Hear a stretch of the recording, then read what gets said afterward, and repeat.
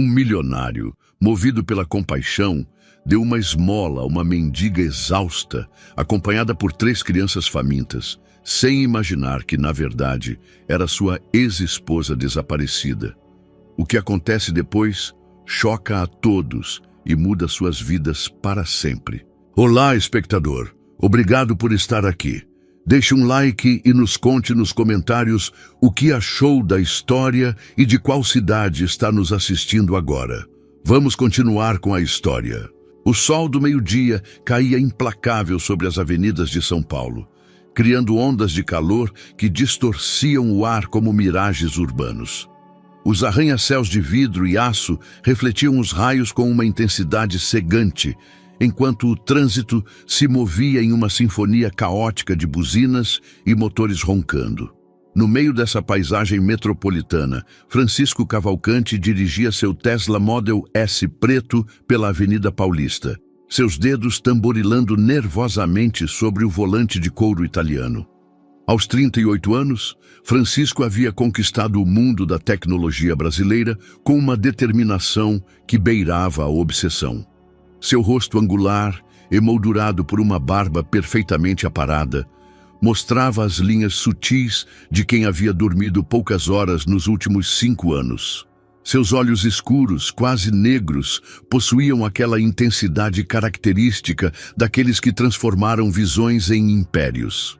Vestia um terno Armani de corte impecável, mas mesmo a elegância de sua roupa não conseguia ocultar a tensão que habitava em seus ombros, produto de reuniões intermináveis e decisões que moviam milhões de reais. Sua empresa, Soltec Soluções, havia revolucionado a indústria de energia brasileira com um aplicativo que otimizava o consumo de energia renovável em tempo real. O que começou como um projeto universitário em um pequeno apartamento em Belo Horizonte, havia se tornado uma corporação avaliada em bilhões, catapultando-o da pobreza de sua infância até as páginas da Forbes Brasil. No entanto, o sucesso financeiro havia chegado acompanhado de um preço que Francisco apenas começava a compreender. O sinal ficou vermelho em frente ao MASP e Francisco parou o veículo com um suspiro de frustração. Sua agenda estava lotada. Uma videoconferência com investidores japoneses às 3, a apresentação do novo algoritmo de eficiência energética às 5 e depois o jantar com potenciais sócios europeus. Era o tipo de dia que teria emocionado o jovem engenheiro que ele um dia foi, mas que agora lhe parecia uma rotina vazia, mecânica. Foi então que a viu. À beira da avenida, sob a sombra precária de um guarda-sol rasgado, uma mulher jovem segurava um pequeno cartaz escrito à mão: "Ajuda para meus bebês". Seu rosto permanecia oculto sob um chapéu de palha desgastado pelo uso, mas suas mãos delicadas e pálidas contrastavam com a aspereza do asfalto que as cercava. A seus pés, um carrinho de supermercado improvisado abrigava 3 pequenos bultos enrolados em mantas de cores pastéis, tão imóveis que por um momento Francisco se perguntou se realmente havia bebês ali. A generosidade impulsiva que havia herdado de sua avó, uma mulher humilde que distribuía pães quentinhos a qualquer um que batesse à sua porta, despertou em seu peito como uma mola familiar. Sem pensar 2 vezes, Francisco abaixou o vidro e fez um sinal para a mulher. Ela se aproximou com passos hesitantes, mantendo a cabeça baixa, como se o peso do mundo gravitasse sobre seus ombros. "Precisa de ajuda?" perguntou Francisco, tirando sua carteira de couro. Seus dedos encontraram algumas notas de R$ 500, uma quantia que para ele representava menos que o custo de seu café da manhã, mas que intuía que poderia significar a diferença entre uma refeição e a fome para esta família. "Obrigada, senhor", respondeu a mulher com uma voz que parecia emergir das profundezas de um poço seco. Não ergueu o olhar, mas estendeu uma mão trêmula para receber o dinheiro. Quando seus dedos se roçaram durante a transferência das notas, Francisco sentiu uma descarga elétrica que não tinha nada a ver com a eletricidade estática do ar-condicionado. Era algo mais profundo, mais perturbador, uma sensação de reconhecimento que lhe arrepiou os braços e lhe acelerou o pulso de forma inexplicável. A textura daquela pele, a delicadeza daqueles dedos lhe pareciam tão familiares quanto sua própria respiração. "Cuide de seus bebês", murmurou Francisco, sem saber por que aquelas palavras específicas haviam brotado de seus lábios. A mulher assentiu em silêncio e recuou para a sombra, mas não antes de sussurrar um "que Deus o abençoe", que ressoou nos ouvidos de Francisco como o eco de uma melodia esquecida. Essa voz, rouca pelo sol e pela desidratação, despertou algo nas profundezas de sua memória, algo que não conseguia identificar, mas que o inquietava profundamente. O sinal ficou verde e o concerto de buzinas atrás dele o obrigou a continuar. Francisco acelerou, mas seus olhos buscaram o espelho retrovisor, tentando capturar um último olhar da mulher. Ela já havia desaparecido entre as sombras dos prédios, como se tivesse sido apenas uma alucinação provocada pelo calor extremo. Durante o resto do trajeto até seu escritório em Alphaville, Francisco não conseguiu se concentrar na música clássica, que normalmente o relaxava, nem na revisão mental de sua apresentação da tarde. Sua mente voltava repetidamente àquele momento de contato, aquela voz que havia despertado ecos de algo perdido nos cantos mais escuros de sua memória. Ao chegar ao estacionamento do arranha-céu, que abrigava os escritórios da Soltec Soluções, Francisco permaneceu sentado em seu carro por vários minutos, as mãos ainda trêmulas sobre o volante. Pela primeira vez em meses, algo havia conseguido penetrar a couraça de eficiência e determinação que havia construído em torno de seu coração. Não sabia o que significava aquele encontro fortuito, mas tinha a certeza de que algo fundamental havia começado a mudar em seu mundo perfeitamente ordenado. Sem saber, Francisco Cavalcante havia começado uma jornada que colocaria à prova não apenas sua fortuna e seu sucesso, mas a essência mesma de quem ele acreditava ser. As 2 semanas seguintes transcorreram como uma sucessão de pesadelos fragmentados que invadiam o sono de Francisco com uma persistência inquietante. Todas as noites, ao fechar os olhos em seu apartamento de luxo em Ipanema, as mesmas imagens o assaltavam. Uma mulher de cabelos castanhos ondulados, correndo por uma praia ao entardecer, suas risadas se misturando ao som das ondas. Mãos entrelaçadas sobre uma mesa de madeira rústica, enquanto compartilhavam camarões grelhados em um pequeno restaurante à beira-mar. E sempre, invariavelmente, aquela mesma voz sussurrando seu nome com uma ternura que lhe apertava o peito.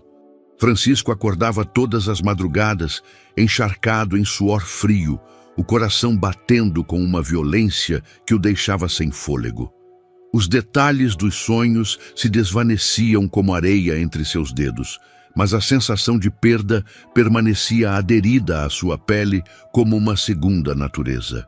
Era uma melancolia inexplicável que contrastava brutalmente com a satisfação profissional que havia definido sua existência nos últimos anos. Sua rotina matinal havia se tornado mecânica. Banho gelado, café preto duplo, revisão dos mercados asiáticos antes que o Brasil acordasse. Mas mesmo essas atividades, que antes lhe proporcionavam uma sensação de controle absoluto, agora lhe pareciam vazias, como se estivesse interpretando o papel de sua própria vida sem realmente vivê-la. Gabriela de Almeida, sua assistente pessoal nos últimos 3 anos, notou a mudança imediatamente. Era uma mulher inteligente de 35 anos, formada em administração pela Fundação Getúlio Vargas, cuja lealdade a Francisco havia crescido do respeito profissional para algo parecido com a preocupação fraternal. Ela havia sido testemunha de sua ascensão meteórica, das noites sem dormir dedicadas a aperfeiçoar algoritmos, dos sacrifícios pessoais que ele havia feito em nome do sucesso. "O senhor está bem, senhor Cavalcante?" perguntou ela uma manhã enquanto lhe entregava os relatórios financeiros semanais. Francisco estava de pé ao lado da janela panorâmica de seu escritório, contemplando o horizonte urbano com uma expressão ausente que ela nunca lhe havia visto. "Só cansaço, Gabriela. Nada que umas férias não possam resolver", respondeu Francisco sem desviar o olhar do exterior, mas sua voz carecia da convicção habitual. Gabriela franziu a testa. Nos 3 anos em que trabalhava para ele, Francisco nunca havia mencionado férias como algo desejável. Para ele, o descanso era sinônimo de perda de oportunidades, de competidores se adiantando, de mercados se movendo sem sua supervisão. "O senhor já considerou conversar com alguém? Um profissional, quero dizer", sugeriu com cautela, consciente de que estava se adentrando em território pessoal. Francisco finalmente se voltou para ela. E pela primeira vez, Gabriela pôde ver as olheiras pronunciadas que a maquiagem matinal não conseguia ocultar completamente. Havia algo vulnerável em seu olhar, uma rachadura na armadura de confiança que o havia caracterizado desde que ela o conhecia. "Não é necessário, só preciso me concentrar mais no trabalho", murmurou. Mas mesmo enquanto dizia as palavras, ambos sabiam que o trabalho já não era a solução que um dia fora. Naquela tarde, durante uma videoconferência com investidores do Vale do Silício, Francisco se descobriu perdendo o fio da conversa. Os números de crescimento trimestral e as projeções de expansão internacional se difuminavam em sua mente enquanto ele escutava, como um eco distante, aquela voz de seus sonhos, sussurrando palavras que não conseguia lembrar. Ele teve que pedir que repetissem uma pergunta sobre a implementação do algoritmo no mercado sul-americano, algo que jamais lhe havia ocorrido em uma reunião de negócios. Ao finalizar a videoconferência, Francisco permaneceu sentado em sua cadeira de couro, contemplando a tela preta de seu monitor como se pudesse encontrar respostas em seu reflexo distorcido. Pela primeira vez em anos, ele se questionou se a vida que havia construído tão meticulosamente era realmente sua ou simplesmente uma reação à pobreza de sua infância em Belo Horizonte. Ele se lembrou de sua mãe, Maria Helena, vendendo empadas nas ruas de pedra do centro histórico para pagar seus estudos universitários. Ele se lembrou das noites em claro, estudando sob a luz amarelada de uma lâmpada emprestada, enquanto ela consertava roupas alheias para conseguir alguns reais a mais. O sucesso havia sido sua maneira de honrar aqueles sacrifícios, mas agora ele se perguntava se no processo havia perdido algo essencial de si mesmo.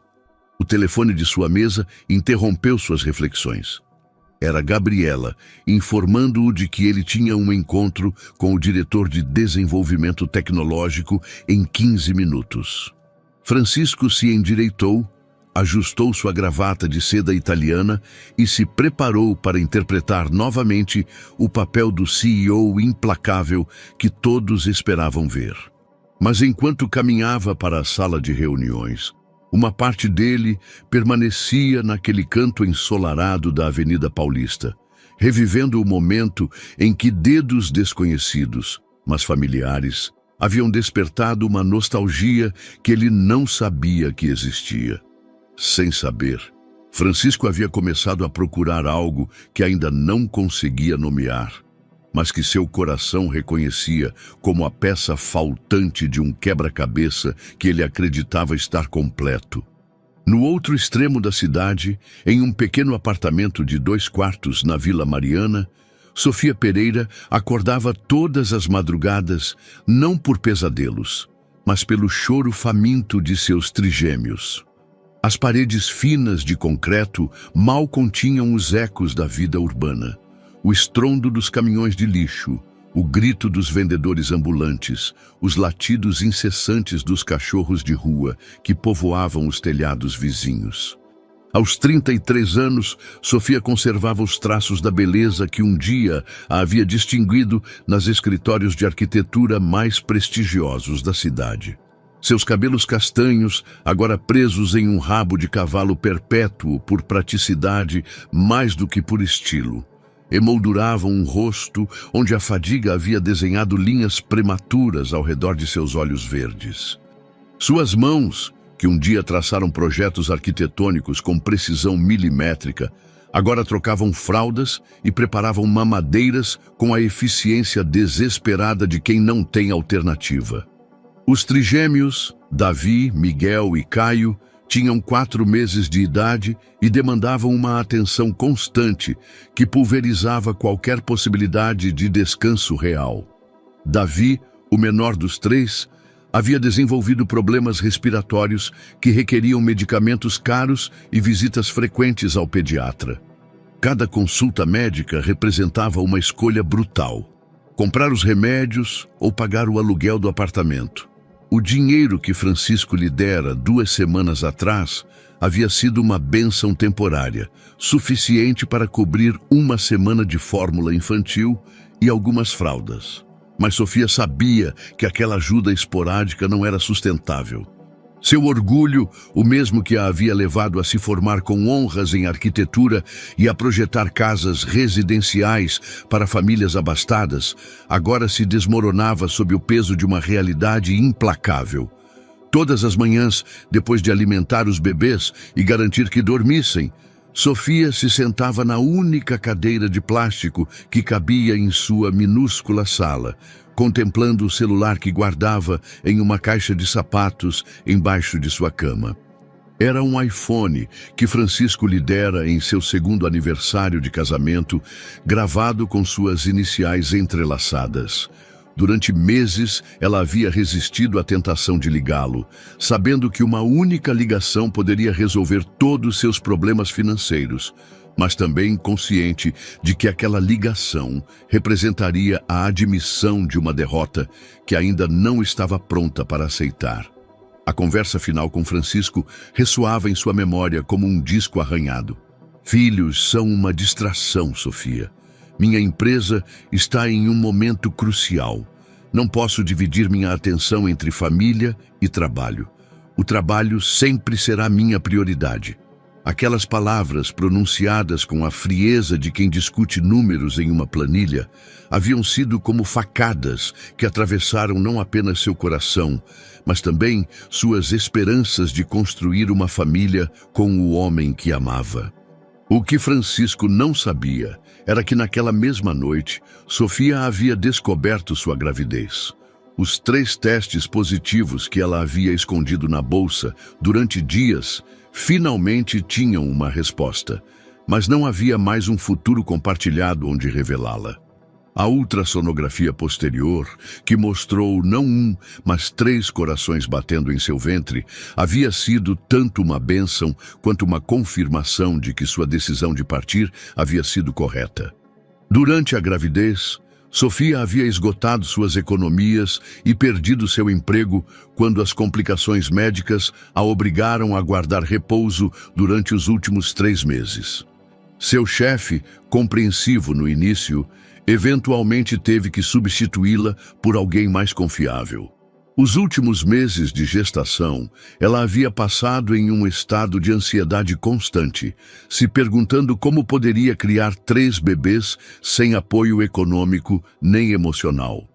Agora, sentada naquela cadeira de plástico enquanto observava seus filhos dormirem em um berço improvisado, feito com caixas de papelão forradas com mantas macias, Sofia lutava contra a tentação diária de procurar Francisco.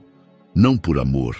Aquele sentimento havia sido enterrado sob camadas de desilusão e sobrevivência, mas pela necessidade prática de assegurar um futuro para seus filhos. O conflito interno a consumia. Ela tinha o direito de privar seus filhos de um pai que poderia lhes proporcionar oportunidades que ela não podia oferecer? Ou tinha o dever de protegê-los de um homem que havia demonstrado que sua carreira era mais importante que a família? A resposta parecia mudar a cada conta em atraso, a cada choro noturno, a cada olhar de compaixão dos transeuntes quando ela pedia ajuda nas ruas. Sofia Pereira, que um dia havia projetado casas para outros, agora lutava diariamente para manter um teto sobre as cabeças de seus próprios filhos, presa entre seu orgulho ferido e o amor incondicional pelos pequenos seres que dependiam completamente dela. A preocupação de Gabriela de Almeida com o estado de Francisco havia evoluído de inquietude profissional para uma angústia pessoal que a mantinha acordada durante as noites. Em seus 3 anos como assistente pessoal do CEO da Soltec Soluções, ela havia aprendido a ler as flutuações emocionais de seu chefe com a precisão de um sismógrafo. Conhecia suas manias, seus horários obsessivos, suas reações previsíveis ao estresse empresarial. Mas aquela mudança era diferente, mais profunda, mais perturbadora, como se algo fundamental na estrutura de sua personalidade tivesse começado a se fraturar. De sua mesa, na antessala do escritório principal, Gabriela observava como Francisco permanecia imóvel em frente à janela panorâmica por períodos cada vez mais longos. Suas ligações telefônicas, antes caracterizadas por uma eficiência militar, agora se estendiam com silêncios incômodos. Durante as reuniões de diretoria, ela o havia visto se perder em pensamentos alheios aos números de crescimento e às estratégias de expansão que normalmente o eletrizavam.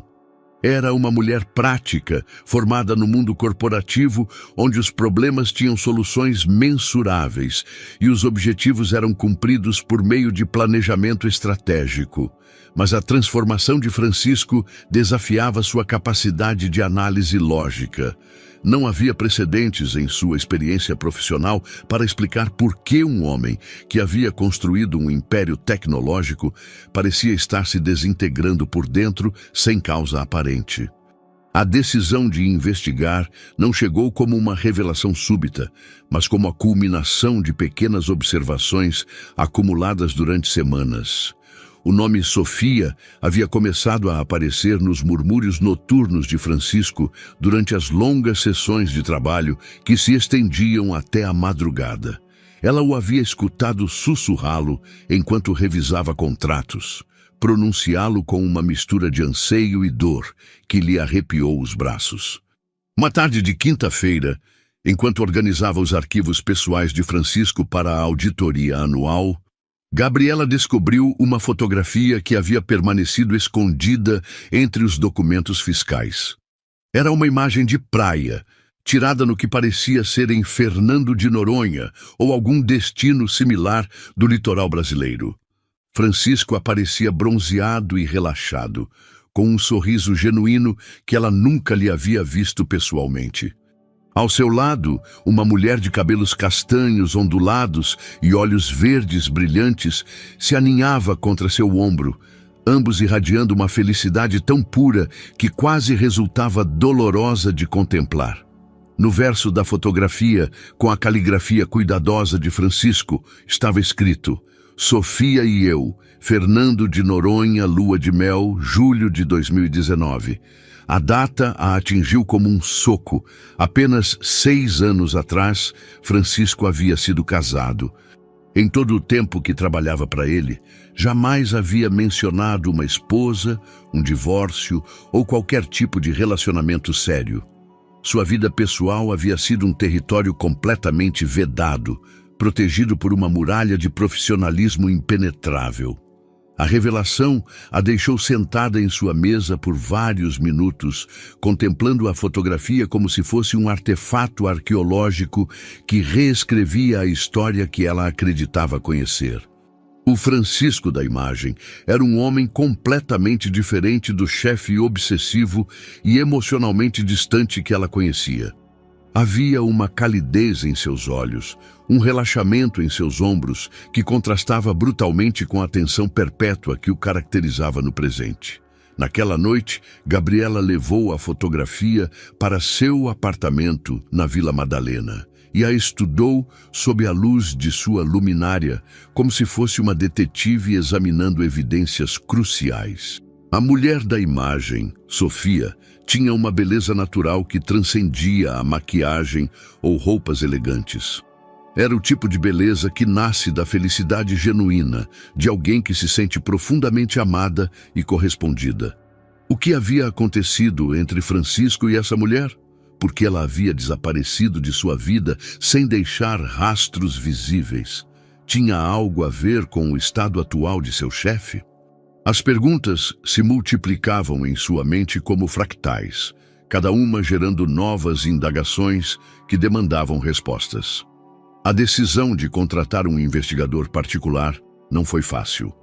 Gabriela estava consciente de que estava cruzando uma linha ética, invadindo a privacidade de seu empregador de uma maneira que poderia lhe custar não apenas seu emprego, mas também sua reputação profissional. Mas sua lealdade a Francisco havia evoluído além das obrigações contratuais. Ela o havia visto construir seu império do zero, havia sido testemunha de sua dedicação obsessiva, dos sacrifícios pessoais que ele havia feito em nome do sucesso. Se existisse algo em seu passado que pudesse explicar sua deterioração atual, ela estava determinada a encontrá-lo. O investigador que ela contatou, Rodrigo Santos, era um ex-policial de São Paulo com uma reputação sólida em casos de pessoas desaparecidas e verificação de antecedentes. Seu escritório, localizado em um prédio discreto na região da Liberdade, refletia a funcionalidade sem pretensões de alguém acostumado a desvendar verdades incômodas. "Preciso que encontre essa mulher", disse Gabriela, deslizando a fotografia sobre a mesa de metal. "Seu nome é Sofia. Ela foi casada com meu chefe e desapareceu de sua vida há aproximadamente 18 meses. Não tenho mais informações que isso." Rodrigo estudou a imagem com olhos profissionais, tomando notas mentais sobre detalhes que haviam passado despercebidos por Gabriela. A marca do relógio de Francisco, o estilo do biquíni de Sofia, o tipo de praia ao fundo que poderia ajudar a determinar a localização exata. "Seu chefe concorda com essa investigação?" Perguntou com a cautela de quem havia navegado muitas situações delicadas. "É uma surpresa", respondeu Gabriela, consciente do quão inadequado soava. "Acho que encontrar essa mulher poderia ajudá-lo, mas ele nunca admitiria." Rodrigo assentiu lentamente, habituado aos motivos complexos que levavam as pessoas a buscar verdades que preferiam ignorar. "Darei uma semana. Se Sofia Pereira, assumo que esse seja seu sobrenome de solteira, ainda estiver no Brasil, eu a encontrarei." Ao sair do escritório, Gabriela sentiu uma mistura de expectativa e apreensão que lhe lembrou a sensação de pular de um penhasco sem saber se havia água suficiente embaixo para amortecer a queda. Ela havia colocado em marcha algo que não poderia deter. Uma investigação que inevitavelmente alteraria o equilíbrio delicado de sua relação profissional com Francisco.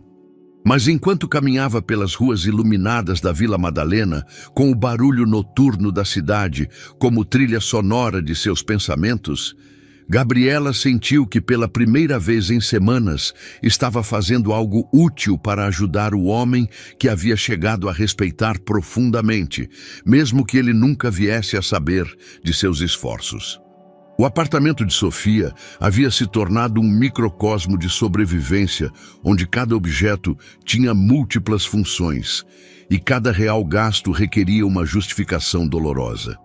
As caixas de papelão que serviam como berços improvisados ocupavam a maior parte da sala, enquanto o sofá que ela havia comprado durante seus dias prósperos como arquiteta agora funcionava como trocador, área de jogos e sua única superfície para comer quando os bebês dormiam simultaneamente. Era uma terça-feira de manhã quando Davi começou a apresentar sintomas que gelararam o sangue de Sofia. Sua respiração, que já havia sido irregular durante as últimas semanas, tornou-se trabalhosa e sibilante. Seus pequenos lábios adquiriram um tom azulado que Sofia reconheceu imediatamente como cianose, um sinal de que ele não estava recebendo oxigênio suficiente. Miguel e Caio dormiam tranquilamente em seus berços improvisados, alheios à crise que se desenvolvia a centímetros de distância. Com mãos trêmulas, Sofia enrolou Davi na manta mais limpa que encontrou e correu para a clínica pública mais próxima. O Hospital Municipal do Ipiranga, um prédio cinzento de concreto que parecia ter absorvido décadas de sofrimento humano em suas paredes, recebeu mãe e filho em uma sala de emergência saturada, onde os gemidos de dor se misturavam ao choro de outras crianças doentes. A espera foi uma tortura de 3 horas, onde Sofia observou como a respiração de Davi se tornava cada vez mais superficial. Outras mães, na sala de espera, a olhavam com uma mistura de compaixão e reconhecimento. Todas sabiam o que significava estar ali, segurando um filho doente, enquanto contavam os reais que tinham no bolso, e se perguntavam se seriam suficientes para pagar o tratamento.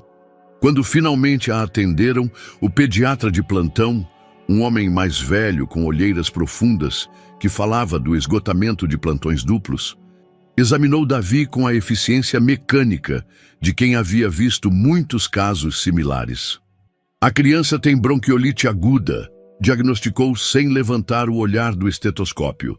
Ela precisa de nebulizações a cada 4 horas e um broncodilatador específico. Também precisará de acompanhamento com um pneumologista pediatra. Sofia sentiu o chão se mover sob seus pés quando o médico começou a listar os custos. As nebulizações em casa requeriam um equipamento que custava R$2.000. O medicamento, mais R$800, que deveriam ser renovados a cada semana. A consulta com o especialista, R$1.500, que não incluíam exames adicionais se fossem necessários. Há alguma alternativa mais econômica? Perguntou Sofia, sua voz apenas um sussurro, enquanto Davi se agitava em seus braços. O médico a olhou pela primeira vez com atenção real, tomando nota de suas roupas gastas, das olheiras que emolduravam seus olhos verdes, da desesperação silenciosa que irradiava de cada poro de sua pele. Senhora, este não é um resfriado comum. Sem tratamento adequado, a condição pode piorar até exigir internação. Isso sim será caro, explicou com uma gentileza cansada que havia desenvolvido após anos de dar más notícias a famílias sem recursos. Durante o trajeto de volta para seu apartamento, carregando Davi e uma bolsa de medicamentos que havia pago com as últimas notas que tinha escondidas em uma lata de café, Sofia sentiu seu mundo se desmoronar por completo.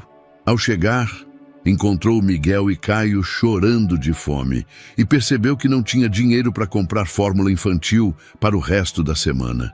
Naquela noite, depois de administrar a primeira nebulização em Davi, com um equipamento emprestado de uma vizinha solidária, Sofia sentou-se no chão de seu apartamento, cercada pelas contas em atraso que se haviam acumulado como prova de seu fracasso. A conta de luz, ameaçando com corte de serviço. O aluguel já com 15 dias de atraso. As fraldas que ela teria que racionar ou substituir por panos velhos, como havia visto outras mães fazerem no bairro. Pela primeira vez, desde que havia tomado a decisão de partir, Sofia considerou seriamente a possibilidade de contatar Francisco. Não por amor. Aquela porta havia sido fechada e trancada com cadeados de desilusão e autopreservação. Mas por pura sobrevivência, pela responsabilidade moral que tinha para com 3 pequenas vidas que dependiam completamente de suas decisões. O celular que guardava na caixa de sapatos parecia pesar toneladas quando o segurou em suas mãos. A tela estava rachada por uma queda durante a mudança precipitada, mas ainda funcionava. O número de Francisco continuava sendo o primeiro contato em sua lista, marcado com um pequeno coração, que agora lhe parecia uma zombaria cruel do destino. Mas a cada vez que seus dedos se aproximavam para discar, a voz de Francisco ressoava em sua memória. Filhos são uma distração. O trabalho sempre será minha prioridade. Como ela poderia contatar um homem que havia declarado explicitamente que não queria a responsabilidade de uma família? Ela tinha o direito de invadir a vida que ele havia escolhido construir sem ela? Mais complexo ainda era o temor de que Francisco pudesse tentar lhe tirar os filhos. Com sua fortuna e suas conexões, ele poderia argumentar que ela era uma mãe incompetente, incapaz de prover as necessidades básicas de seus filhos. A possibilidade de perder não apenas seu orgulho, mas também seus bebês, a paralisava com um terror que transcendia qualquer preocupação econômica. Entretanto, enquanto observava Diogo lutar para respirar, enquanto via as costelas de Mateus e Santiago cada vez mais proeminentes devido à alimentação insuficiente, Sofia se deparou com uma realidade brutal. Seu orgulho estava matando lentamente seus filhos. O amor materno, mais poderoso que qualquer outra emoção que já havia experimentado, começou a corroer as barreiras que havia construído em torno de seu coração ferido. Ao amanhecer, com Diogo finalmente dormindo após uma noite de respiração ofegante, Sofia tomou uma decisão que mudaria o curso de todas as suas vidas. Não ligaria para Francisco diretamente, isso ainda era impensável, mas procuraria uma forma de lhe fazer saber que existiam 3 pequenos seres no mundo que carregavam seu sangue e que precisavam desesperadamente da ajuda que somente ele poderia proporcionar. A pergunta que a atormentava agora não era se deveria contatá-lo, mas como fazê-lo sem destruir os últimos vestígios de dignidade que lhe restavam. A inspiração surgiu para Francisco durante uma madrugada sem sono, enquanto contemplava as luzes cintilantes da cidade de sua varanda privativa no 42º andar do edifício mais exclusivo de Ipanema. Era uma daquelas ideias que brotam das profundezas do subconsciente, aparentemente sem conexão lógica com os pensamentos racionais, mas com uma força emocional que demandava a ação imediata. "Quero criar uma fundação", anunciou a Gabriela na manhã seguinte, invadindo seu escritório antes que ela pudesse terminar seu café da manhã. Algo focado em mães solteiras, especificamente no Rio de Janeiro, com apoio médico, alimentar e educacional. Gabriela levantou os olhos do computador, surpresa tanto pela declaração quanto pela energia renovada que percebia na voz de Francisco. Era a primeira vez em semanas que o via demonstrar entusiasmo genuíno por algo que não fosse estritamente empresarial. "É uma ideia excelente, Sr. Herrera", respondeu cautelosamente, enquanto sua mente analisava as implicações. "Há algum evento específico que tenha inspirado essa decisão?" Francisco permaneceu em silêncio por um momento, seus olhos perdidos nas fotografias emolduradas que decoravam o escritório. Todas imagens corporativas, premiações, inaugurações. Nenhuma foto pessoal, nenhum vestígio de vida emocional fora do âmbito profissional. Às vezes, a gente percebe que o sucesso só tem significado se for compartilhado. Murmurou finalmente, uma resposta que soou mais como uma revelação pessoal do que como uma explicação empresarial. "Quero que o lançamento seja em grande estilo. Um evento que gere a atenção da mídia, que inspire outros empresários a seguir o exemplo." Durante as 2 semanas seguintes, Francisco se mergulhou no desenvolvimento da iniciativa com a intensidade obsessiva que caracterizava todos os seus projetos.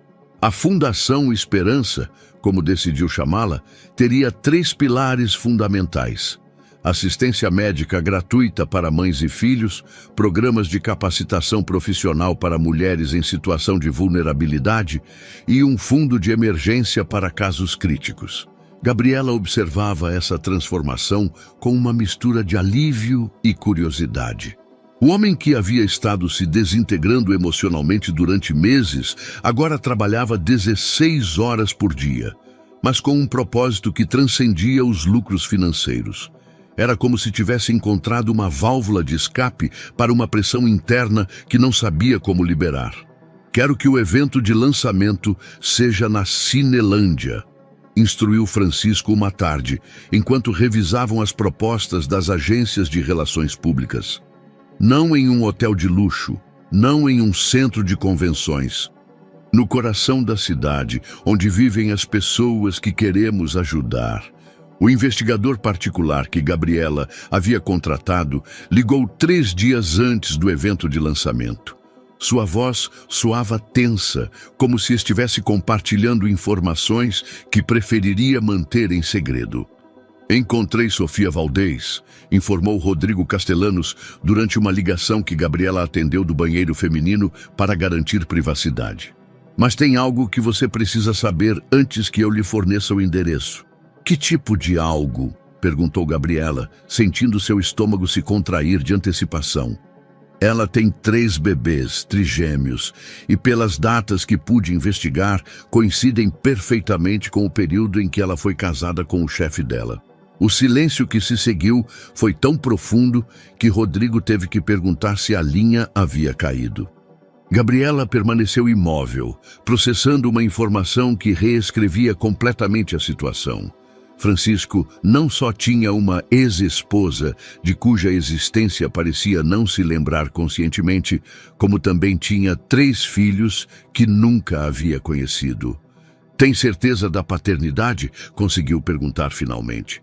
Não posso confirmar sem testes de DNA, mas a semelhança física é notável.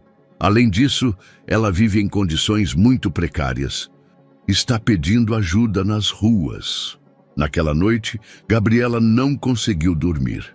A informação que havia buscado para ajudar Francisco agora se havia transformado em uma bomba emocional que poderia destruí-lo ou salvá-lo, dependendo de como ele lidaria com a revelação. Ela tinha o direito de manter esse segredo, ou tinha a obrigação moral de informá-lo sobre a existência de seus possíveis filhos. O dia do evento de lançamento amanheceu claro, com aquele tipo de luz dourada que faz o Rio de Janeiro parecer um cenário cinematográfico. A Cinelândia havia se transformado em um espaço festivo, onde centenas de famílias se reuniam para conhecer os detalhes da nova fundação. Francisco, vestido com um traje mais informal do que o habitual, irradiava uma energia positiva que atraía as câmeras de televisão como ímãs. Durante seu discurso inaugural, Francisco falou com uma paixão que surpreendeu até mesmo Gabriela, que o conhecia melhor do que ninguém no âmbito profissional. Todos nós merecemos uma segunda chance, declarou do palco improvisado, sua voz amplificada por alto-falantes que levavam suas palavras até os cantos mais distantes da praça. Mas especialmente as mães que lutam sozinhas, que sacrificam tudo pelo bem-estar de seus filhos. Essa fundação é para vocês, para demonstrar que vocês não estão sozinhas nessa batalha. Entre a multidão, misturada com centenas de outras famílias, Sofia Valdez segurava Diogo em seus braços, enquanto empurrava o carrinho onde Mateus e Santiago dormiam, alheios ao significado do momento. Ela havia vindo atraída pelos rumores de que a nova fundação ofereceria assistência médica gratuita. Uma esperança desesperada para o tratamento contínuo que Diogo precisava. À distância, observou o homem que um dia havia amado mais do que a própria vida, agora transformado em um benfeitor público que falava sobre ajudar mães solteiras, sem saber que uma delas, a mãe de seus próprios filhos, estava a menos de 50 metros de distância, ouvindo cada palavra com uma mistura de ironia e dor que lhe oprimia o peito como um punho de ferro. O sucesso do evento de lançamento da Fundação Esperança superou todas as expectativas. Os meios de comunicação haviam coberto a iniciativa com entusiasmo, apresentando Francisco como um exemplo de empresário socialmente responsável que utilizava sua fortuna para gerar mudanças positivas na sociedade brasileira. As redes sociais se inundaram de fotografias e vídeos do evento, com hashtags como Fundação Esperança e empresários com coração em alta durante dias. Foi precisamente uma dessas fotografias que mudaria o curso de toda a história. Miguel Rodrigues, o fotógrafo oficial do evento, havia capturado centenas de imagens durante as 4 horas que durou a celebração na Cinelândia. Como profissional experiente, tinha o olho treinado para encontrar aqueles momentos humanos que transcendem a frieza corporativa. Crianças rindo, mães abraçando seus bebês, voluntários distribuindo informações com sorrisos genuínos. Uma de suas fotografias favoritas mostrava Francisco no momento culminante de seu discurso, com os braços estendidos para a multidão e uma expressão de determinação que capturava perfeitamente o espírito da iniciativa. Mas quando ampliou a imagem em seu computador para ajustar o contraste, algo ao fundo chamou sua atenção. Ali, entre a multidão, quase invisível, mas perfeitamente focada, estava uma mulher jovem com um bebê nos braços e um carrinho duplo ao lado. O que havia chamado a atenção de Miguel não era apenas sua beleza natural, que contrastava com a fadiga evidente em seu rosto, mas a expressão de dor intensa com que ela olhava para o palco onde Francisco proferia seu discurso. Era uma imagem dentro da imagem, uma história silenciosa que se desenvolvia paralelamente ao evento principal. Miguel, movido por seu instinto jornalístico, decidiu incluir essa fotografia na galeria que subiria para as redes sociais da Fundação. A publicação foi feita numa terça-feira à tarde, acompanhada de um texto inspirador sobre a importância de apoiar as mães solteiras. Entre as dezenas de imagens que documentavam o evento, essa fotografia em particular começou a gerar comentários incomuns. Alguns usuários destacavam a expressão comovente da mulher ao fundo, outros faziam observações sobre a beleza melancólica da cena. Foi Lúcia Herrera, irmã mais nova de Francisco, quem a viu primeiro. Lúcia, arquiteta como Sofia havia sido, acompanhava religiosamente as atividades profissionais e filantrópicas de seu irmão, de seu apartamento em Belo Horizonte. Aos 35 anos, havia mantido um relacionamento próximo, mas respeitoso com Francisco, reconhecendo seu sucesso, mas se preocupando constantemente com seu isolamento emocional. Quando a imagem apareceu em seu feed do Instagram, Lúcia estava tomando seu café da tarde após um longo dia, projetando um complexo habitacional. A princípio, apenas prestou atenção casual à fotografia, focando na figura de seu irmão e na multidão que o cercava. Mas algo ao fundo a fez ampliar a imagem com os dedos, aproximando a tela de seus olhos para examinar mais detalhadamente. O reconhecimento chegou como um choque elétrico que a fez derramar o café sobre sua mesa de trabalho. Sofia, sussurrou, sentindo seu coração acelerar até um ritmo doloroso. Não havia dúvida possível. Apesar dos meses passados, apesar da mudança evidente em sua aparência física, os olhos verdes e os traços delicados eram inconfundíveis. Era Sofia Valdés, a mulher que havia sido cunhada de Lúcia por 2 anos, a arquiteta brilhante que havia conseguido fazer Francisco rir de uma forma que ninguém mais havia conseguido. Mas o que mais a impactou não foi apenas ver Sofia após 18 meses de ausência total, mas perceber que ela segurava um bebê em seus braços e tinha mais 2 no carrinho. 3 bebês que, pelo tamanho aparente, não podiam ter mais do que alguns meses de idade.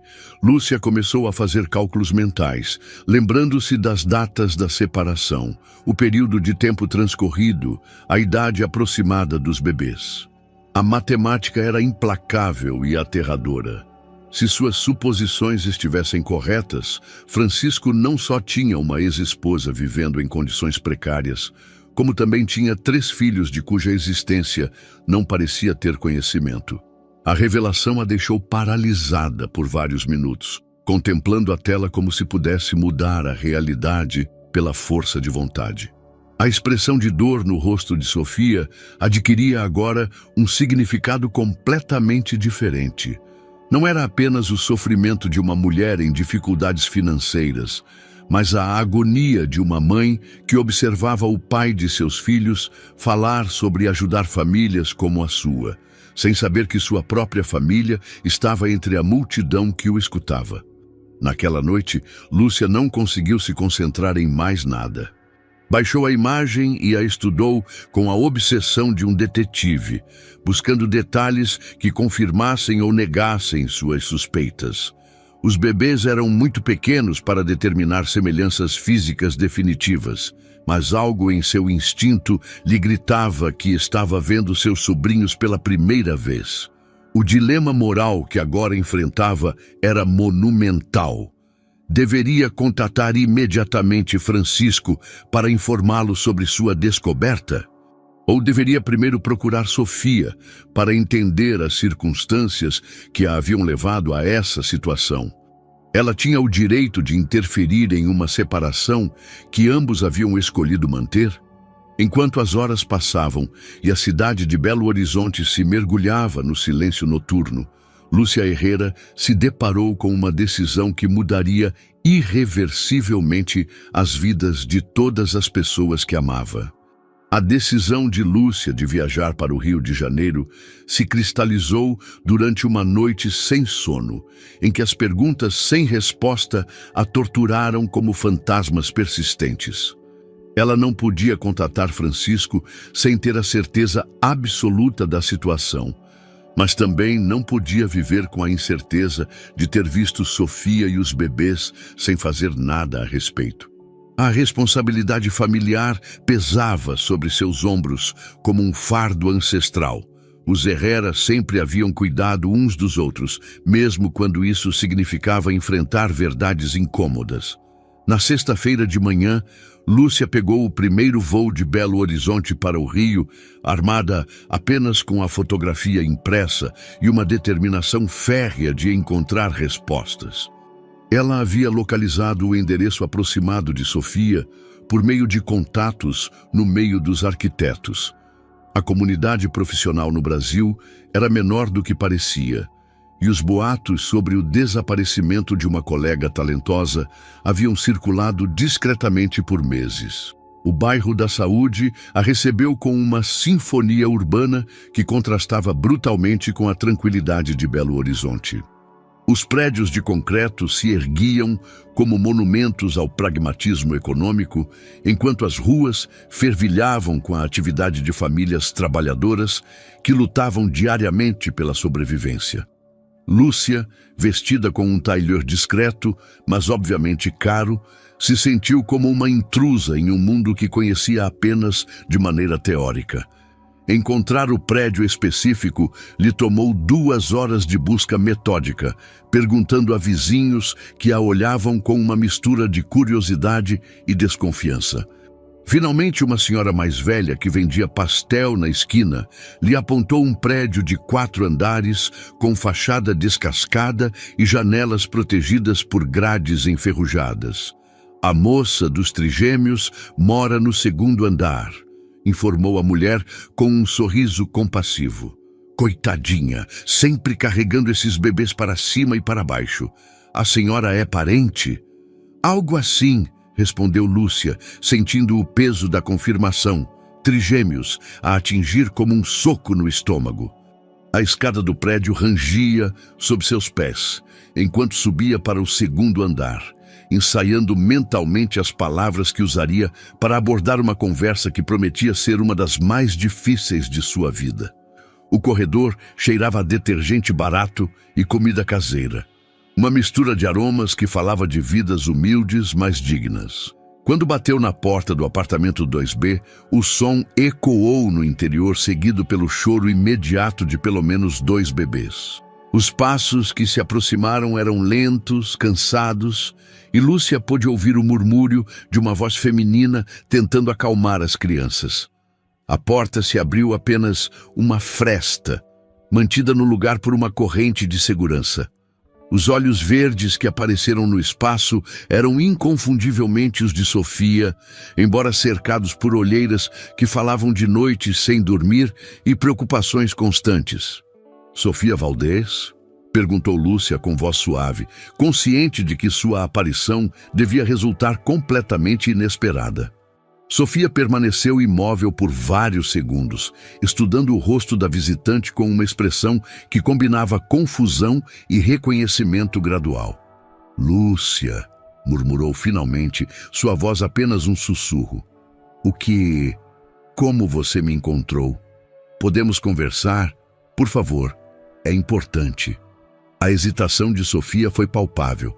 Lúcia pôde ouvir o choro contínuo dos bebês ao fundo, e algo na desesperança daqueles sons a comoveu profundamente. Depois do que pareceu uma eternidade, Sofia deslizou a corrente e abriu a porta completamente. O apartamento era um espaço diminuto, mas meticulosamente limpo, onde cada centímetro havia sido otimizado para a funcionalidade. As caixas de papelão convertidas em berços ocupavam a maior parte da sala, enquanto roupas de bebê pendiam de cordas improvisadas que cruzavam de parede a parede. O cheiro de talco e leite se misturava ao aroma de sopa caseira, criando uma atmosfera de maternidade que era tanto comovente quanto desoladora. Sofia segurava um dos bebês. Diogo, segundo Lúcia pôde deduzir por sua respiração ligeiramente ofegante, enquanto os outros dois permaneciam em suas caixas, observando a estranha com aqueles olhos escuros que eram inconfundivelmente Herrera. São lindos, conseguiu dizer Lúcia, sentindo as lágrimas ameaçarem brotar de seus olhos. Francisco sabe que eles existem? A pergunta caiu sobre o apartamento como uma bomba silenciosa. Sofia se tensionou visivelmente, apertando Diogo contra seu peito com um gesto protetor que falou mais do que qualquer palavra. Por que você está aqui, Lúcia? Perguntou Sofia, evitando a pergunta direta. Ele te mandou? Francisco não sabe que estou aqui. Na verdade, Francisco não sabe que você está aqui. Ou que... Fez uma pausa, gesticulando para os bebês. Que eles existem. O silêncio que se seguiu foi tão denso que parecia ter peso físico. Sofia se moveu para a janela, embalando suavemente Diogo para acalmá-lo, enquanto seus olhos contemplavam a paisagem urbana como se pudesse encontrar respostas na monotonia dos prédios de concreto. Por que você não lhe disse? Pressionou Lúcia gentilmente. Esses são os filhos dele, Sofia. Ele tem o direito de saber. Direito? A voz de Sofia se quebrou com uma mistura de dor e amargura. O homem que me disse que filhos eram uma distração tem o direito de saber sobre esses bebês? O homem que declarou que seu trabalho sempre seria sua prioridade tem o direito de interromper as vidas que construí para proteger meus filhos desse desprezo? Lúcia sentiu as peças do quebra-cabeça começarem a se encaixar, revelando uma imagem que era muito mais complexa e dolorosa do que havia imaginado. A separação não havia sido apenas uma ruptura matrimonial. Havia sido uma decisão calculada de Sofia para proteger seus filhos não nascidos de um pai que havia expressado explicitamente sua falta de interesse na paternidade. Mas as coisas mudaram, argumentou Lúcia. Francisco tem estado diferente, perdido, e acabou de lançar uma fundação para ajudar mães solteiras. Talvez nada, interrompeu Sofia com uma firmeza que surpreendeu ambas. Sobrevivi 18 meses sem ele. Meus filhos sobreviveram. Não precisamos da caridade de alguém que nunca os quis em primeiro lugar.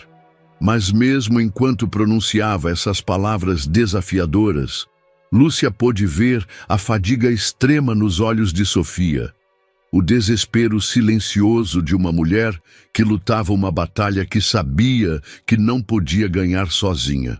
A conversa havia começado, mas Lúcia percebeu que convencer Sofia a contatar Francisco seria muito mais complexo do que havia antecipado. A conversa entre Lúcia e Sofia se estendeu por 2 horas tensas, interrompida constantemente pelas demandas dos trigêmeos que requeriam alimentação, troca de fraldas e atendimento médico para Diogo.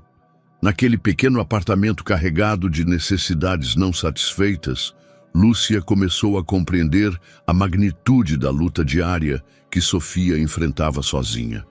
Foi durante um desses intervalos, enquanto Sofia preparava mamadeiras com a fórmula láctea mais econômica disponível, que Lúcia notou algo peculiar na narrativa que havia escutado.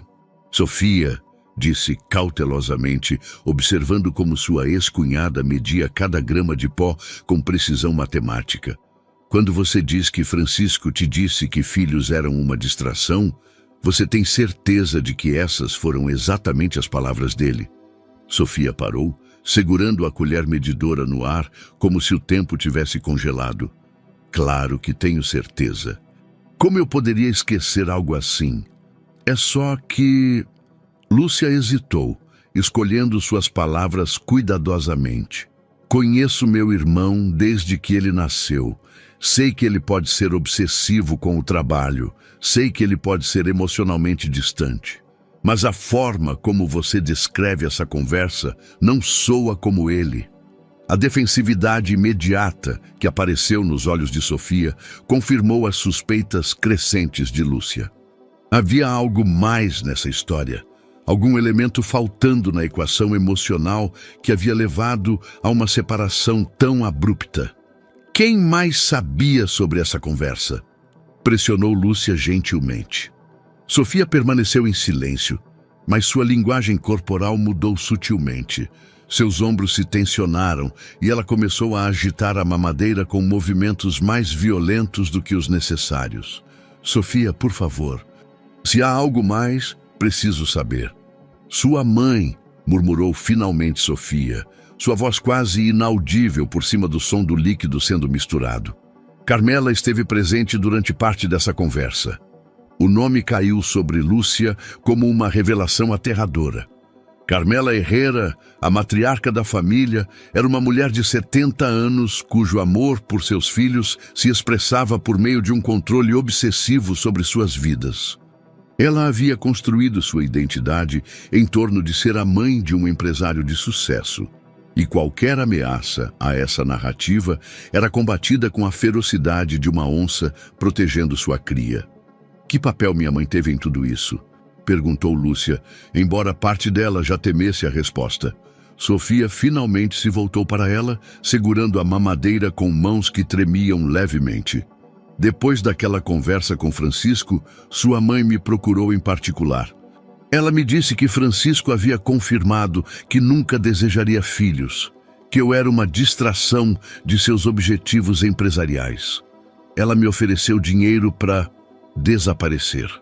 O apartamento se mergulhou em um silêncio tão profundo que apenas se ouvia a respiração ofegante de Diogo e o tic-tac de um relógio barato na parede. Você aceitou o dinheiro? Perguntou Lúcia, embora parte dela já conhecesse a resposta pelas condições em que Sofia vivia. No começo, sim. Eu estava devastada, confusa, e tinha acabado de descobrir que estava grávida. Pensei que talvez fosse melhor para todos se eu simplesmente fosse embora. Sofia se sentou na única cadeira disponível, segurando a mamadeira como se fosse um salva-vidas. Mas depois do primeiro pagamento, Carmela mudou as regras. Ela disse que precisava de garantias de que eu nunca mais voltaria, que nunca mais entraria em contato com Francisco. Quando me recusei a assinar documentos legais, renunciando a qualquer reivindicação futura, ela cortou todo o contato. Lúcia sentiu o sangue drenar de seu rosto, enquanto as implicações da revelação se expandiam como ondas em um lago perturbado. Sua mãe não apenas havia interferido no casamento de Francisco, mas havia manipulado ativamente a situação para separar o casal. Sofia, disse Lúcia com voz trêmula, preciso saber exatamente o que minha mãe te disse sobre as intenções de Francisco em relação aos filhos. Ela me disse que ele havia sido muito específico, que ele havia dito que filhos iriam arruinar a carreira dele, que uma família era incompatível com o tipo de sucesso que ele buscava. Sofia fez uma pausa, alimentando Diogo enquanto falava. Ela também me mostrou mensagens de texto que supostamente ele havia enviado, confirmando que queria que eu desaparecesse para sempre. Você viu essas mensagens diretamente do telefone do Francisco? Não. Carmela me mostrou em seu próprio telefone. Ela disse que Francisco as havia enviado depois da nossa discussão. Lúcia fechou os olhos, sentindo náuseas enquanto a verdade tomava forma em sua mente. Ela conhecia sua mãe o suficiente para saber que ela era completamente capaz de fabricar mensagens, de manipular conversas e de mentir descaradamente se acreditasse que estava protegendo Francisco do que considerava uma influência negativa. Sofia, disse finalmente, acho que minha mãe mentiu para você. Acho que ela manipulou toda a situação. As lágrimas que Sofia havia contido por meses finalmente começaram a fluir, não de alívio, mas de uma fúria renovada que era talvez mais dolorosa do que a resignação que ela havia cultivado. Por quê? Sussurrou. Porque ela faria algo assim? Porque você é tudo o que ela nunca foi, respondeu Lúcia com uma honestidade brutal. Você é independente, talentosa e capaz de amar Francisco sem precisar dele. Isso a ameaçava.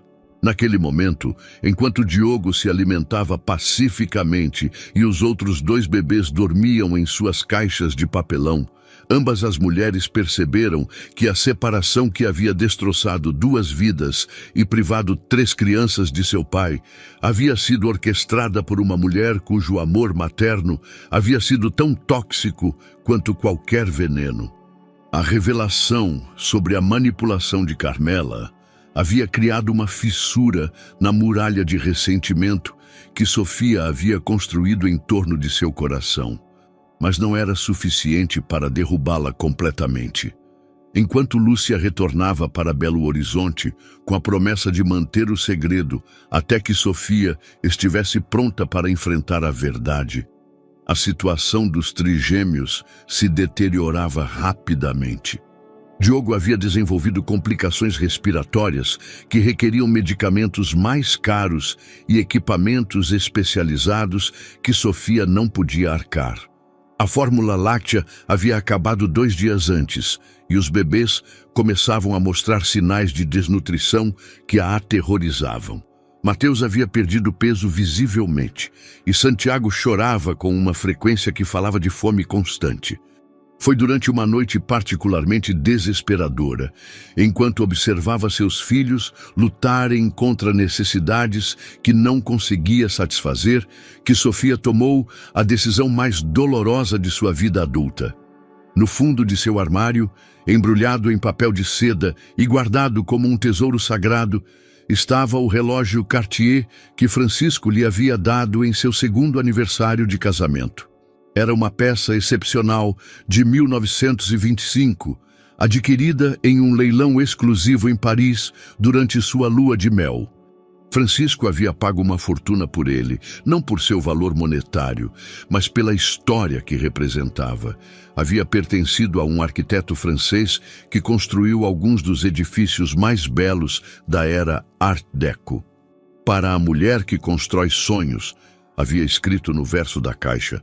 Agora, segurando o relógio entre suas mãos trêmulas, enquanto Diogo lutava para respirar no berço improvisado, Sofia entendeu que os sonhos às vezes deviam ser sacrificados para que a vida pudesse continuar.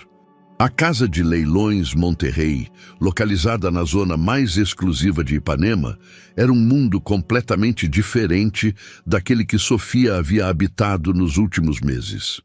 Os pisos de mármore, as obras de arte emolduradas em ouro e o murmúrio educado de colecionadores abastados a fizeram sentir-se como uma intrusa desesperada em um santuário de privilégios. O avaliador, um homem mais velho com óculos de aumento e mãos expertas, examinou o relógio com a reverência de quem reconhece uma peça verdadeiramente excepcional. "É magnífico", murmurou, girando a peça sob a luz especializada. Um Cartier Tank de 1925 em condições impecáveis. A inscrição personalizada não afeta o valor. De fato, o aumenta por seu caráter romântico. Pausou, calculando mentalmente. Eu estimo que alcançará entre 80 e 100 mil reais em leilão. Sofia sentiu seus joelhos ameaçarem falhar. Essa quantia representava meses de medicamentos para Diogo, fórmula láctea suficiente para os 3 bebês e talvez até mesmo a possibilidade de mudar para um apartamento com melhores condições. O leilão estava marcado para o sábado seguinte, em um salão elegante onde colecionadores e entusiastas se reuniam mensalmente para competir por peças únicas. Sofia não tinha intenção de comparecer. A ideia de estar presente enquanto vendiam o último vestígio tangível de seu casamento lhe era insuportável. Mas o destino tinha outros planos. A história de hoje fala sobre como, às vezes, o destino trabalha de maneiras inesperadas, transformando uma simples coincidência em uma segunda chance que nenhum dinheiro do mundo poderia comprar. Ricardo havia desenvolvido recentemente um interesse em colecionar relógios vintage como uma distração das pressões empresariais que o consumiam. Era um hobby que havia surgido da nostalgia, uma busca inconsciente por conexões com épocas em que o tempo parecia se mover mais lentamente e as relações humanas tinham mais peso que as transações comerciais. Quando seu consultor de investimentos lhe mencionou um leilão especial que incluía várias peças excepcionais, Ricardo decidiu ir. Era sábado à tarde, um momento tradicionalmente dedicado ao trabalho, mas que agora se sentia vazio de propósito. O leilão lhe oferecia a possibilidade de adquirir algo belo, algo que pudesse preencher, mesmo que momentaneamente, o vazio emocional que havia crescido em seu peito. O salão de leilões fervilhava com a energia contida de compradores sérios quando Ricardo chegou, vestido casualmente, mas com a presença que inevitavelmente atraía olhares curiosos. Sentou-se em uma das fileiras do meio, revisando o catálogo, enquanto esperava que o evento começasse. Quando chegou a vez do lote 47, um Cartier Tank de 1925, o leiloeiro descreveu a peça com termos que fizeram Ricardo levantar o olhar do catálogo com atenção renovada. Era exatamente o tipo de relógio que ele teria comprado anos atrás, durante uma época em que as compras impulsivas eram motivadas pelo amor mais que pelo investimento. Mas quando a peça foi mostrada ao público e Ricardo pôde ver a inscrição na tela grande que ampliava os detalhes, o mundo parou completamente. Para a mulher que constrói sonhos. As mesmas palavras que ele havia gravado em um relógio idêntico anos atrás. Não idêntico. Era o mesmo relógio. Era o relógio que ele havia dado para Sofia. A fúria que se apoderou de Ricardo ao reconhecer o relógio foi tão intensa que por um momento ele perdeu completamente a noção de onde estava. Sua mente se encheu de imagens. Sofia rindo, enquanto ele colocava o relógio em seu pulso pela primeira vez, seus olhos brilhando com lágrimas de felicidade, enquanto lia a inscrição, a promessa silenciosa que ambos haviam feito de que aquele momento duraria para sempre. E agora estava ali em um leilão, sendo vendido como qualquer objeto sem alma. Quem dá 50 mil reais? Anunciou o leiloeiro, sua voz cortando a névoa de emoções que nublava o julgamento de Ricardo. Sem pensar, Ricardo levantou sua paleta com uma violência que fez vários participantes se virarem para olhá-lo. 100 mil! Gritou, sua voz ressoando no salão com uma intensidade que silenciava as conversas privadas. O leiloeiro, acostumado a lances agressivos, mas surpreso com a abertura tão alta, sorriu profissionalmente enquanto escaneava o salão em busca de outros interessados. Temos 100 mil reais. Alguém dá 110 mil? O silêncio que se seguiu foi absoluto. Ricardo havia efetivamente eliminado qualquer competição com uma oferta que dobrava a estimativa mais alta do relógio. Uma vez, 2 vezes, vendido por 100 mil reais para o senhor da sexta fileira. Enquanto o martelo caía sobre o pódio, Ricardo levantou-se abruptamente de seu assento, ignorando os olhares curiosos de outros participantes. Seu único pensamento era chegar à área de pagamentos e processamento antes que Sofia, porque tinha que ser Sofia quem o havia colocado à venda, pudesse escapar novamente de sua vida. Na área administrativa da casa de leilões, Sofia esperava em uma cadeira de couro desconfortável, segurando Bento contra o peito enquanto tentava acalmar sua respiração irregular. Os outros 2 bebês permaneciam no carrinho improvisado, cochilando depois da mamada matinal que havia requerido os últimos restos de fórmula láctea que ela tinha. A funcionária que processava os pagamentos havia lhe explicado que o comprador havia oferecido uma quantia excepcional, R$ 20.000, acima da estimativa mais otimista. Era mais dinheiro do que Sofia havia visto junto nos últimos 18 meses, suficiente para assegurar vários meses de estabilidade para seus filhos. Quando ouviu passos acelerados se aproximando pelo corredor, Sofia não levantou a vista. Estava absorta em memorizar cada detalhe do rosto de Bento, gravando em sua memória aquele momento em que finalmente havia tomado o controle de seu destino, onde havia escolhido o bem-estar de seus filhos acima de qualquer sentimento nostálgico. Sofia Valente? A voz a atingiu como um raio, atravessando todas as defesas emocionais que havia construído durante meses de sobrevivência. Lentamente, como se o movimento pudesse alterar a realidade, levantou o olhar. Ricardo estava parado na entrada da área administrativa, segurando o comprovante de compra do relógio em uma mão, enquanto a outra se agarrava ao batente da porta, como se precisasse de apoio físico para se manter em pé. Seu rosto mostrava uma mistura complexa de emoções: choque, dor, fúria e algo que Sofia não conseguia identificar, mas que a fazia sentir como se estivesse vendo um fantasma. Ricardo conseguiu sussurrar, apertando instintivamente Bento contra o peito em um gesto protetor que não passou despercebido por nenhum dos dois. O silêncio que se seguiu foi carregado com 18 meses de palavras não ditas, de explicações não dadas, de dor acumulada que agora preenchia o espaço entre eles como uma presença tangível. Por quê? Foi a única coisa que Ricardo conseguiu articular, sua voz se quebrando naquela única palavra que continha 1000 perguntas diferentes.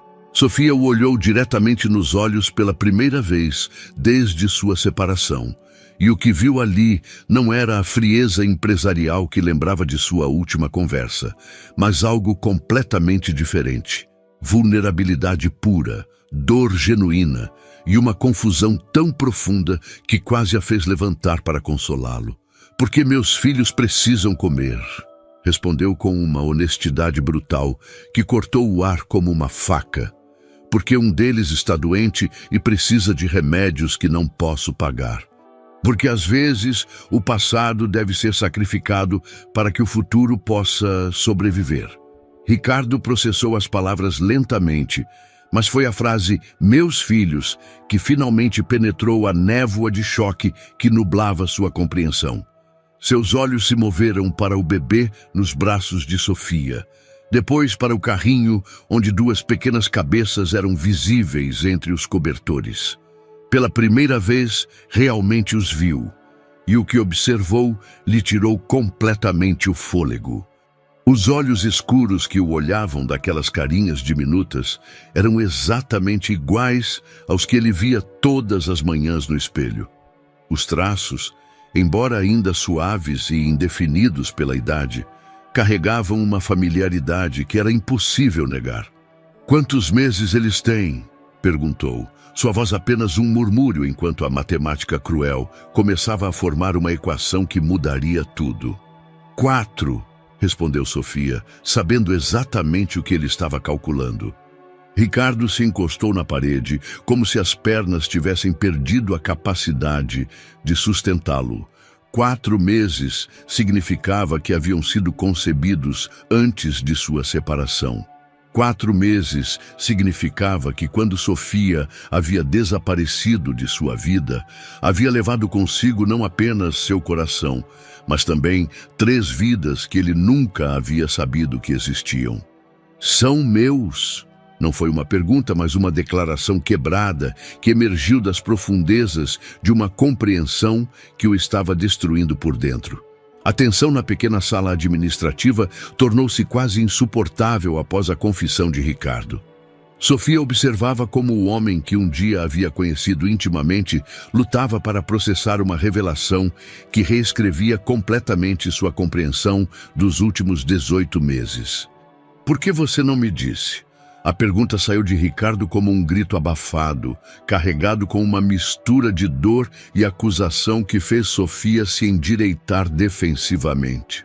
Dizer o quê? Que estava grávida do homem que havia me dito explicitamente que filhos eram uma distração? Que havia concebido trigêmeos com alguém que declarou que seu trabalho sempre seria sua prioridade? Ricardo deu um passo à frente, seus olhos escuros brilhando com uma intensidade que Sofia havia visto apenas em seus momentos mais apaixonados. Eu nunca disse isso, jamais diria algo assim. Claro que você disse. Sofia levantou-se da cadeira, segurando Bento com mais força enquanto sua voz se elevava. Naquela última noite, quando falamos sobre o futuro, você me disse que filhos arruinariam sua carreira, que uma família era incompatível com o tipo de sucesso que você buscava. Ricardo a olhou como se ela tivesse falado em um idioma estrangeiro. Sua confusão tão genuína que por um momento Sofia duvidou de suas próprias lembranças. Sofia, eu jamais. Aquela conversa nunca aconteceu. Ao menos não da maneira que você descreve. O choro de Bento interrompeu a troca, sua respiração laboriosa preenchendo o silêncio tenso que havia caído sobre a sala. Ricardo olhou para o bebê pela primeira vez com atenção real, notando a palidez de sua pele e a dificuldade respiratória que Sofia havia mencionado. "O que ele tem?" perguntou, sua voz se suavizando instantaneamente com uma preocupação que surpreendeu ambos. "Bronquiolite. Precisa de remédios que custam mais do que posso pagar", respondeu Sofia, embalando automaticamente o bebê. "Por isso vendi o relógio." Ricardo tirou seu celular sem hesitar um segundo. "Doutor Almeida, sou Ricardo Pereira. Preciso que veja um bebê imediatamente." "Sim, agora. No meu consultório em 30 minutos." Desligou a chamada e voltou-se para Sofia. "O melhor pneumologista pediatra da cidade. Virá agora mesmo."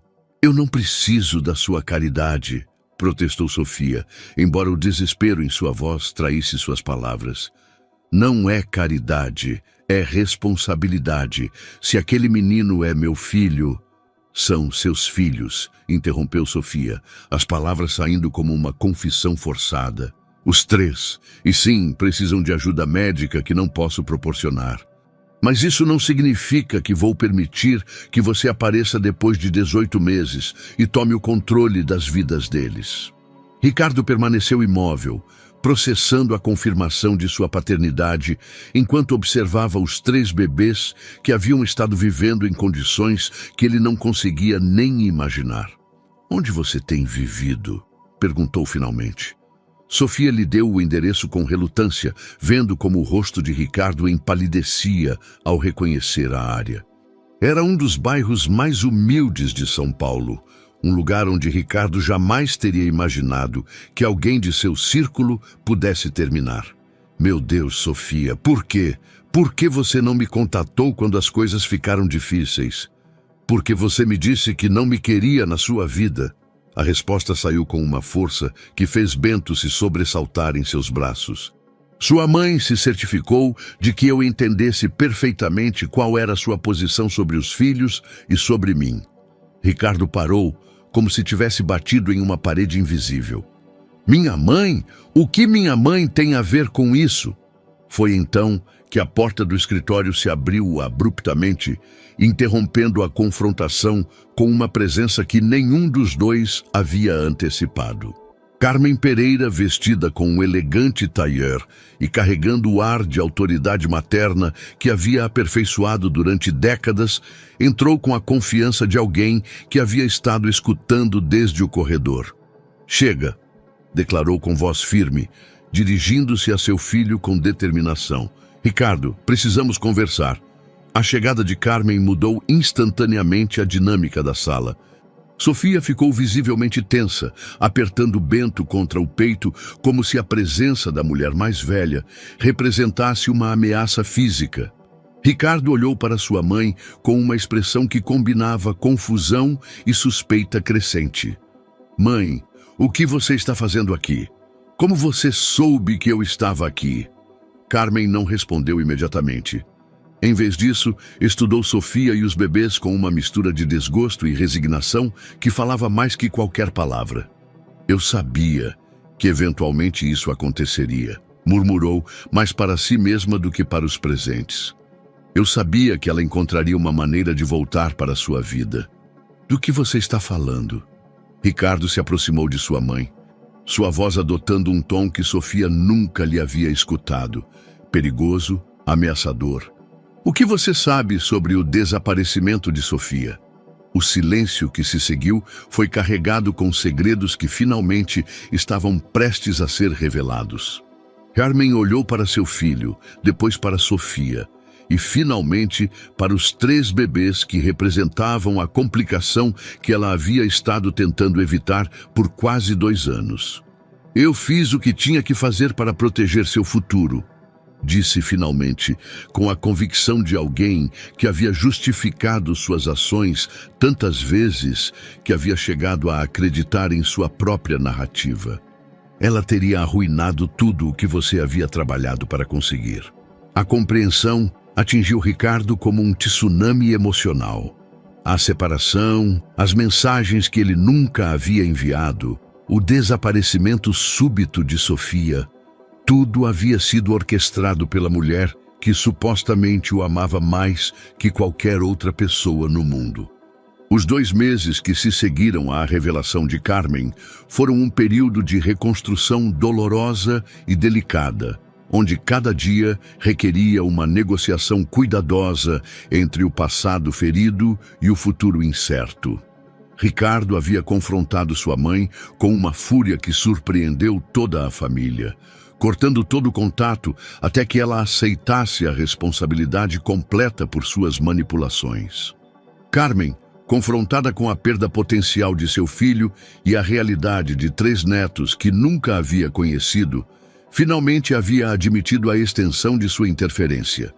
Sofia havia aceitado se mudar para um apartamento mais seguro e espaçoso na Vila Madalena. Um compromisso que lhe permitia manter sua independência enquanto proporcionava um ambiente mais saudável para os trigêmeos.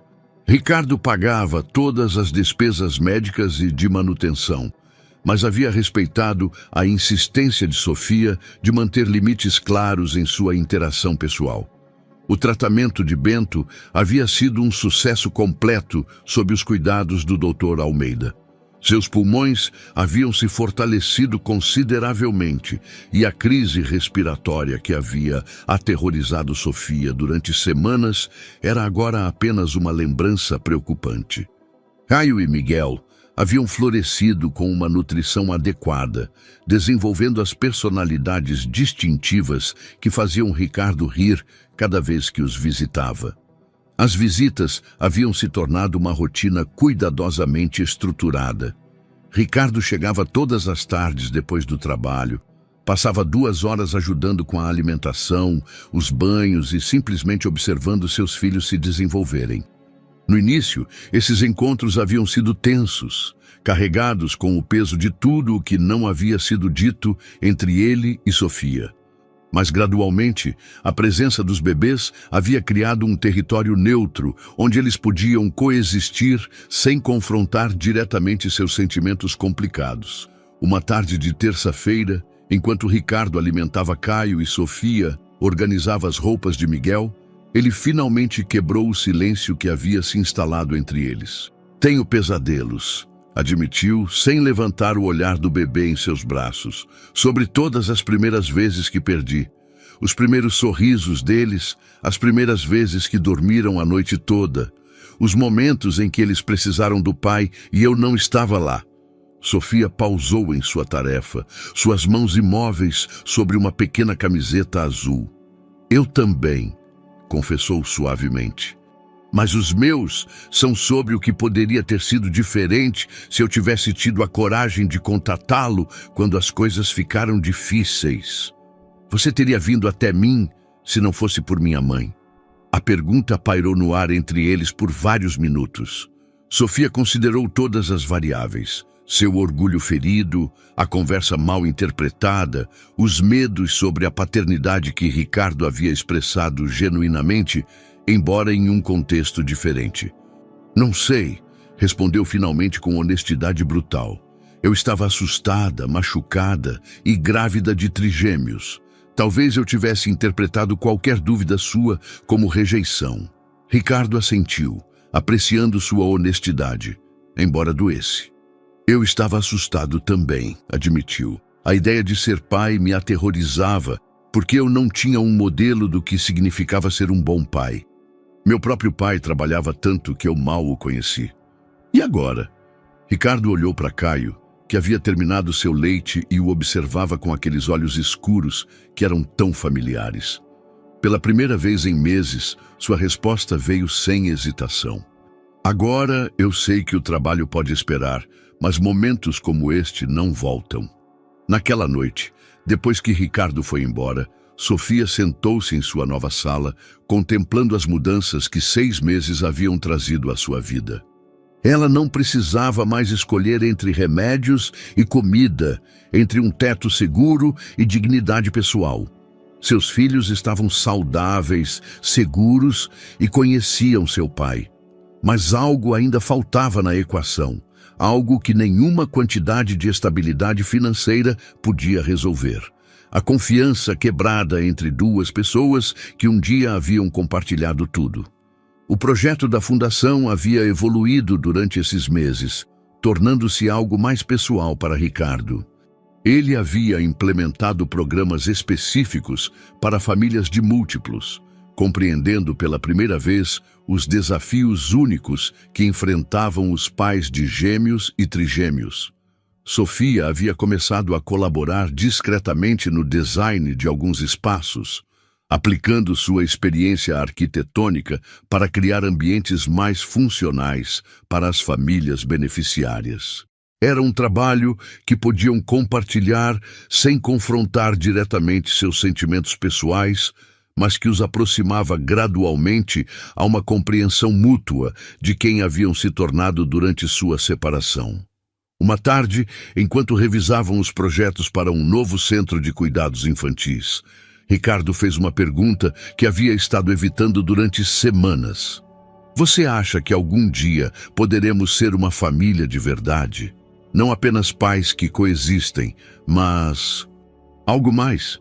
Sofia levantou o olhar dos projetos, estudando o rosto do homem que havia amado tão profundamente e que havia perdido tão dolorosamente.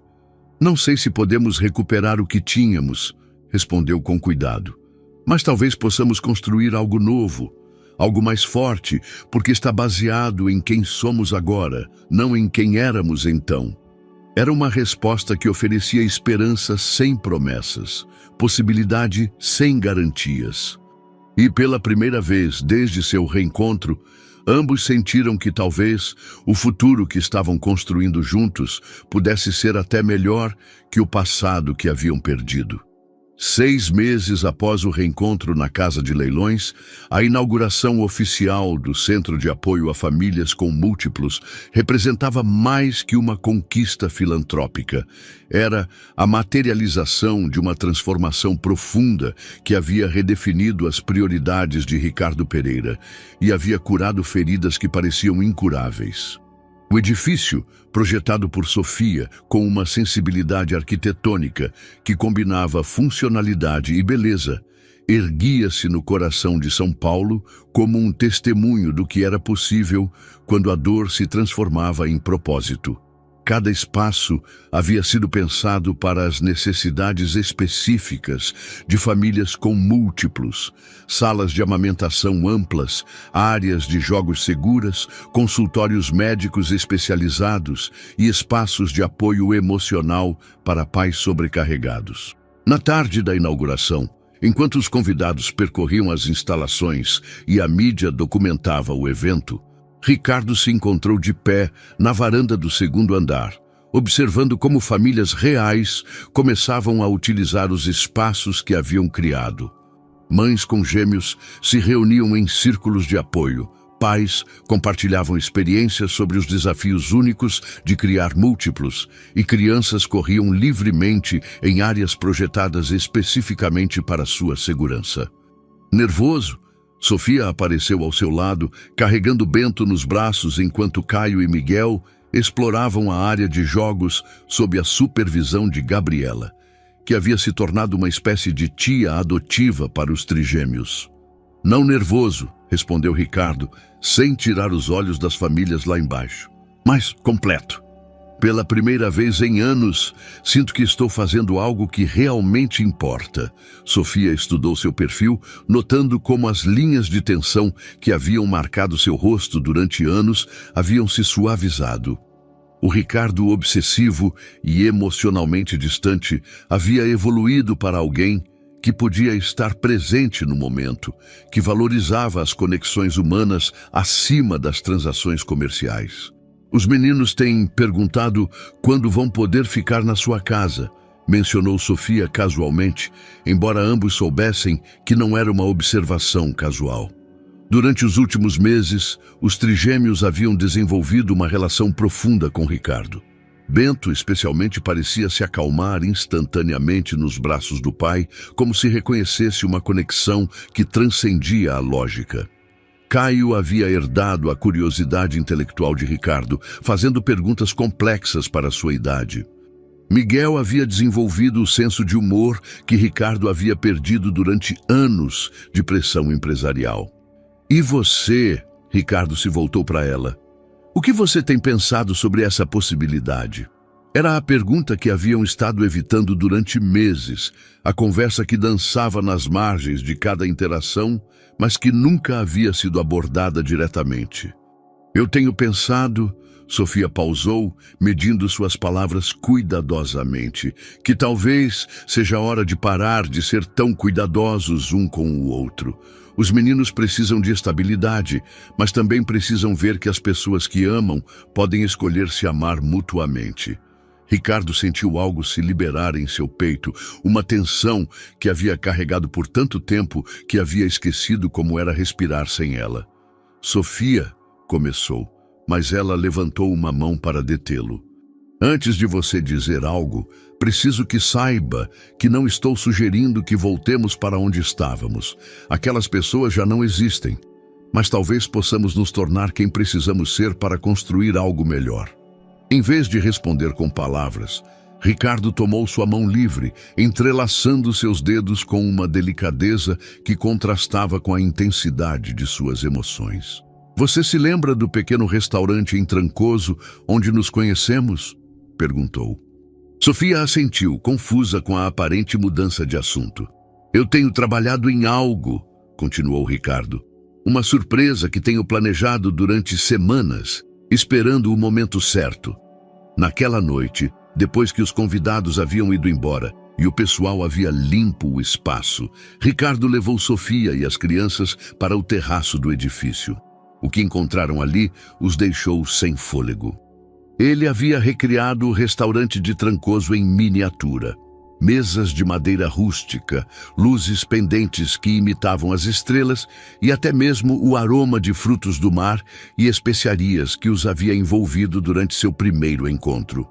Um pequeno grupo de samba tocava suavemente em um canto, enquanto uma vista panorâmica de São Paulo se estendia além das grades decoradas com flores tropicais.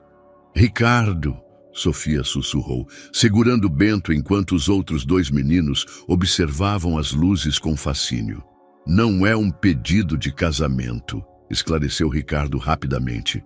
É uma proposta de novos começos. Um convite para escrever uma história completamente nova, começando esta noite, sob as luzes suaves e ao som dos instrumentos. Enquanto seus filhos exploravam esse novo mundo mágico que seu pai havia criado para eles, Sofia olhou profundamente nos olhos do homem que havia perdido e encontrado de novo. Sim, Disse simplesmente, e naquela palavra estava contida toda a esperança, o perdão e o amor que haviam sobrevivido à separação, à manipulação e à dor. Enquanto São Paulo brilhava abaixo deles e seus filhos riam em seus braços, Ricardo e Sofia finalmente entenderam que às vezes o destino trabalha de maneiras inesperadas, transformando uma simples coincidência em uma segunda chance que nenhum dinheiro do mundo poderia comprar. Espero que você tenha gostado da história de hoje. Inscreva-se no canal para não perder mais histórias como essa. Dê um like e comente abaixo o que você achou da história. Nos vemos no próximo vídeo.